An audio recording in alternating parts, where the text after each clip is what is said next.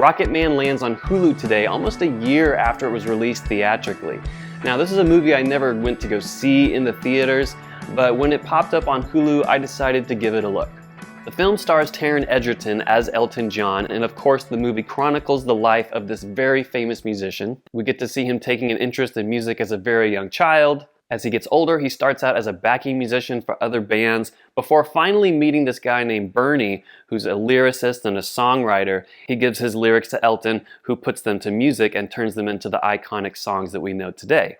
Once Elton finds his voice and feels comfortable as the front man, they start a group, get signed to a label, and of course the success takes off from there. There's the typical ups and downs, as you might expect. As Elton's musical career and success continues to grow, his personal life begins to suffer. And this is the problem I have with these type of biopic films.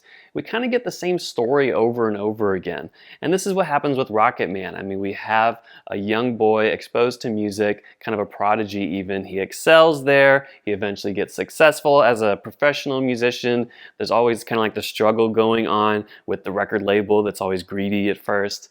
And then they become famous, but the fame only makes their life start to fall apart in different ways, either internal struggles with the band or just their personal relationships suffer with people that are close to them and important to them. And a lot of these elements just kind of have a been there, done that feel to them. I mean, we've seen this in movies like this before. I mean, for me, even going far back as like Walk the Line about Johnny Cash, or even more recently in a movie that this film gets compared to, Bohemian Rhapsody. I mean, we're following a very similar storyline here.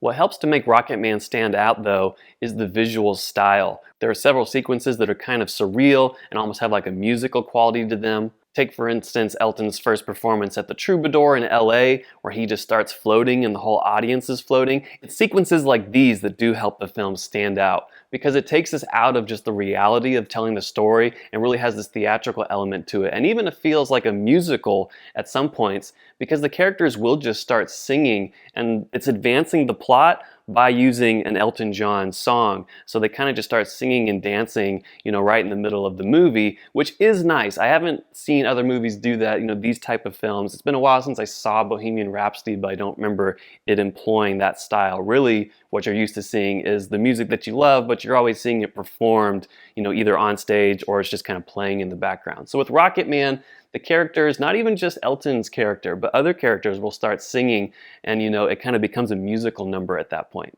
Something else that's kind of cool is that the music in the film is actually kind of reworked, so it's not just simple playback of the recordings that we're used to. They're kind of like changed and altered just a little bit. The timing and rhythm has changed on some of the songs, and so I do appreciate that the film takes liberties with the music like that. So we're hearing the same songs that we love so much, but we're hearing them in kind of like a different rhythm or tempo even, and so I think it's interesting that the movie does that as well, and so that's kind of a second way that the film stands out a bit.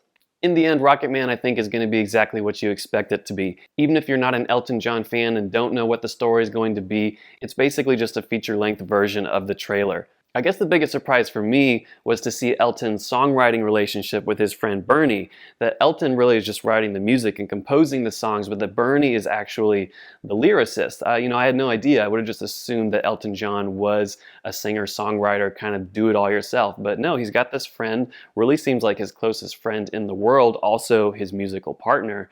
And yeah, it's like he writes the words. He's basically like a poet, gives the words to Elton John, and he puts it to music and sets it to a tune. So that was probably the most interesting thing overall that I took away from the movie. So to give this film my own personal rating, I would assign it 6 heart-shaped glasses out of 10. Now, this is a good film, and if you are a fan of these kind of musical biopic movies, if you really liked Bohemian Rhapsody, then I assume that you would actually really like Rocketman. And if I was to pick my favorite between those two, I would definitely lean towards Rocketman, mainly because it tries to do some things different between both the visual look, kind of like adding these musical elements and even just these surreal visual elements to the film. And of course, I appreciated that they reworked the music a little bit for the film. So we're hearing these songs in a little bit of a different way than we've always heard them before. So again, Rocketman is available to stream right now on Hulu. If you're a fan of Elton John or these kind of music biopic films, I think you'll enjoy it. Go check it out.